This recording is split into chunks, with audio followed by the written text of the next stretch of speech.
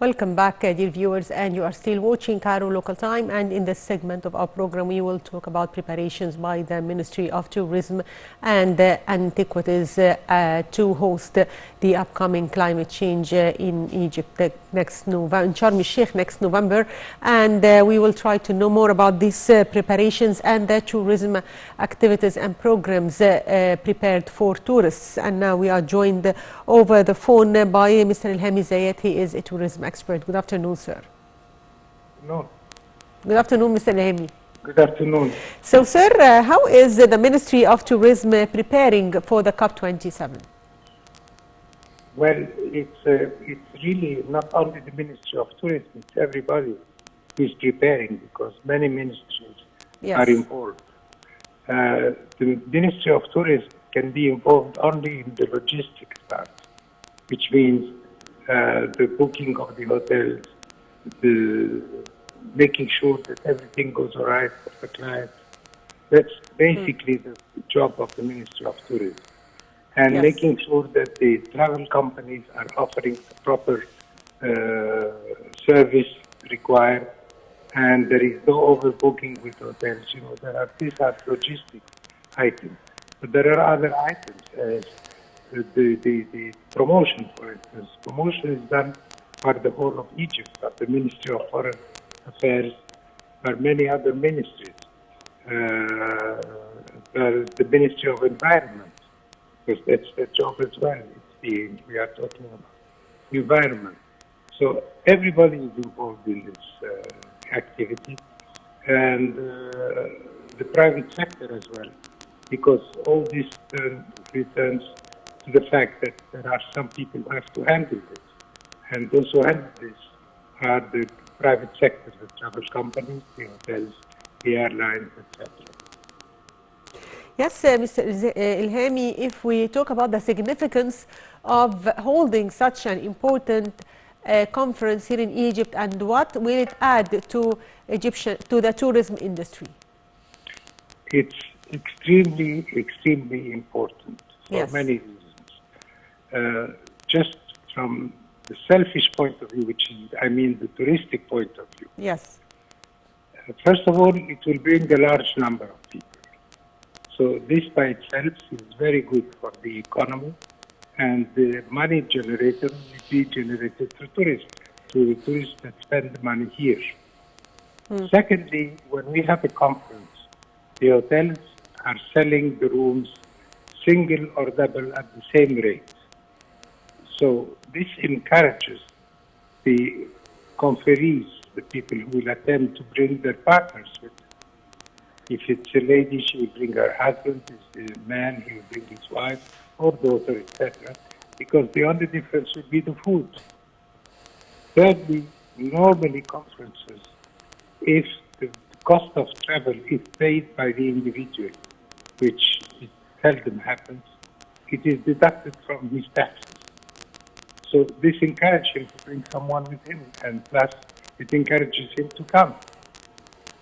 Fourth, when we have a conference, all the people who are suppliers for the event. When we talk about environment, there are many things that could be sold for the weather, for the climate control, for the rooms control, for the air conditioning, etc. And especially those who are not against environment. So it's their opportunity to promote. So what they do parties, they do dinners, they do functions, and they invite many of the attendees to the conference. There are many, many other things that happen. That during the conference. Now, after the conference, what happens normally is that if everything goes well, which inshallah everything will go well, this is the best propaganda, it's the best way to promote Egypt, because people who would have attended will say, number one, we want to see more, because if during the conference they may have seen Sharm or Sharm and Cairo, but then they will say, okay, we have to see Luxor as well, Aswan as well. Plus, they will talk to their friends, to their neighbors, all this is repercussion of the conference itself. Yes. And this brings a lot of income for the country. Yes, sir, if we talk about Sharm el-Sheikh, the Egyptian resort city, and how it is getting ready to host this event, especially that recently it was announced that it is now an eco-friendly city. So to what extent this will make a difference in Sharm el-Sheikh as an important touristic destination? For the future, of course, it's the Yes. best thing is to show people, and they say we saw it by ourselves. Yes. We saw it's a friendly city, it's a green city, and we have been asking for this since 2008. And Hisham Zazua, who was Yes. later to become the minister, at the time he was the assistant to the Minister of Tourism, he was in charge of this. So now it happened because there is the political will to make Sharm el-Sheikh a green city. And we are all very happy because the trademark green city attracts a lot of people, especially it's a resort, and the resort, you don't have the pyramids. So what can attract the people is it's clean, it's like friendly, I mean it's environment friendly, and it offers, of course, all the activities. Of course, we should not forget that the Ministry of Tourism and have added a museum there, an Egyptian museum there, which is an eye-opener for all the people who will attend the conference. They would certainly like to come and see more. If they just see a sample of what we have, then it's a very good opportunity for them to see the rest. Plus, they will see, of course, the wonders of the underwater. You know, Sharm is a very, very Yes. wonderful area, especially Ras Mohammed. Mr. Elhamy, how can we make use of this opportunity to promote for Egyptian tourism? Well, we have everyone who travels Yes. from the travel business, Yes. whether government or he has to talk about the success of this conference. He has to talk about the number of people who came here. This is the best advertising. It's better than advertising in newspapers.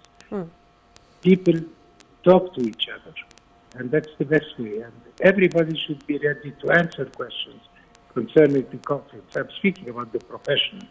I cannot ask all the Egyptian population to do so, but at least we should do so. And by doing so, we definitely will attract more people to come.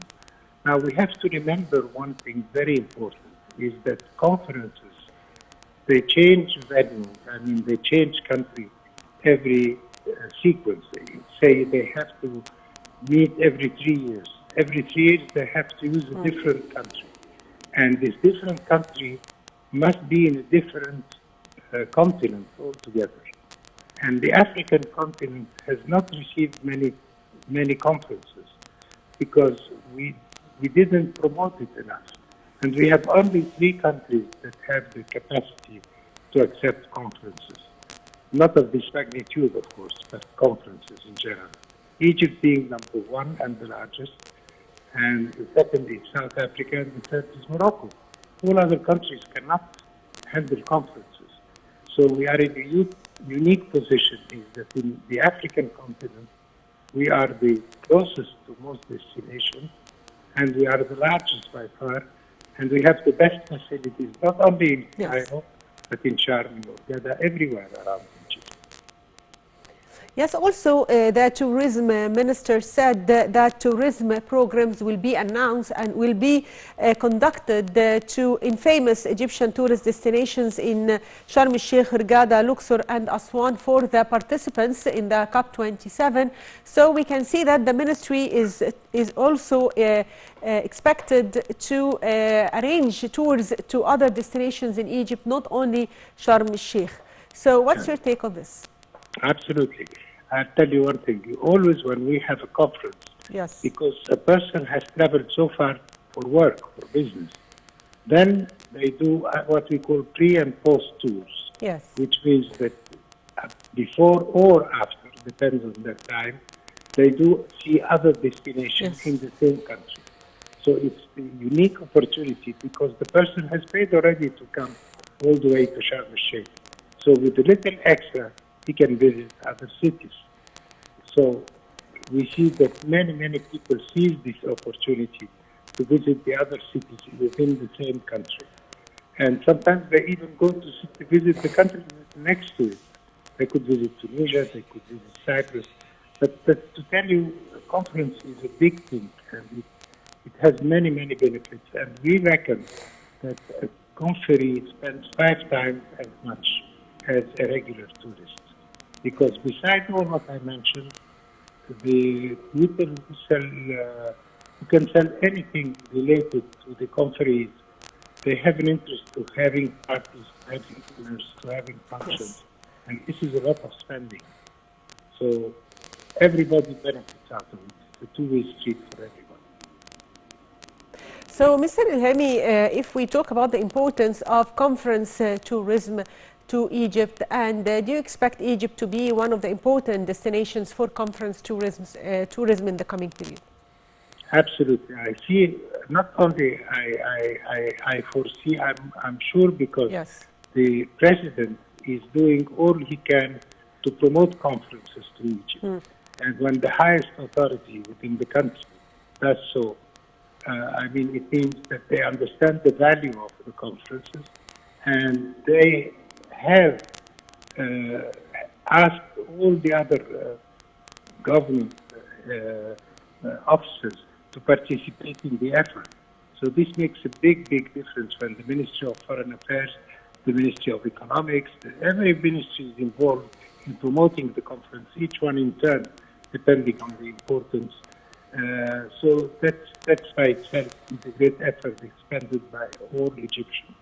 So I'm sure that Egypt has a huge, especially that not too many conferences were held in Egypt. And now we see more and more the government going for this kind of tourism. Sir, also in a press conference, the Minister of Tourism referred to the most prominent axis of the Egyptian National Tourism Strategy, which will be launched during the first quarter of 2023, pointing out that the desired goal of this strategy is to increase the number of incoming tourism to Egyptian tourist destinations by 25% to 30% annually. Sir, how can this be achieved? Well, I think the Ministry of Tourism is on the right track, and within this very limited time he's been in office, he started achieving a lot. We can do more, and he will do more, I'm sure, because I met the man. Yes. He is a businessman, and we had before someone who was a banker, Mr. Fuad Sultan, if you recall, he was the best minister of tourism we had, and he was a banker. And because he had the business mind, an organized business mind, he was able to let other people work for him, and that's important. You cannot do everything by yourself. The good business, the good minister is the one who gives people jobs to do and let them do it. And who is the best to help him? It's the private sector, because they can directly benefit from it. The money will come to them, will come to their employees, will come to their companies. So all the private sector and the public sector involved in tourism should stand by the efforts of the Minister of Tourism, plus, of course, the launch of the new promotion campaign will have a lot of good effect. Sir, also, if we talk about preparations for the winter season and expected reservations, so how do you see the coming winter? I see it very promising. Yes. But now we have to have one very important thing. As much as we are optimistic in getting the number of people we expect, and I'm sure they will come, we have to make sure we give them the proper service. Yes. So I should stress that we should, as an industry, whether the government, I mean the Ministry of Tourism, or the private sector, or the public sector, we should train people, because many people left the tourism industry. Yes, between the last 10 years. As you see now in Europe, many people are leaving the tourism industry because of what's happening in Ukraine. there is no jobs, so they leave the tourism industry. So when they come back, you have to find new people. And tourists are coming back, so we have to find new people and train them. So this is very crucial, and I believe this is one thing we should stress upon a lot, because without training, we can lose the good tourists we are going to get. Yes, I think also we should begin to target the new destinations, as we can see that there is a decline in the number of Russian and Ukrainian tourists because of the war. So I think it's time to target new destinations, right? Absolutely, absolutely. Yes. But it's very difficult to launch new destination. It's very costly, but we should do it very cautiously and see who is more likely to respond to our invitation to visit our country, and then do the efforts on these specific countries. Yes. I'd like to thank you, Mr. Elhamy Ziat, tourism expert. Thank you for being with us. And the Egyptian Minister of Tourism, Ahmed Isa, has announced that his ministry is planning to organize several activities related to the environmental sector in the coming few weeks. These activities include